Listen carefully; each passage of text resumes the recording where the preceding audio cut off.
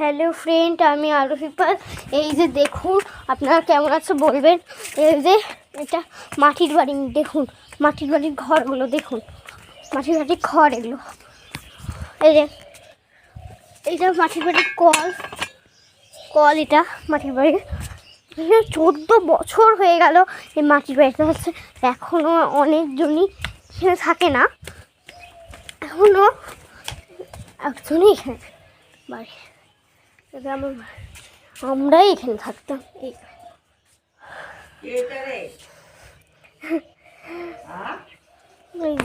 এখানে থাকেন।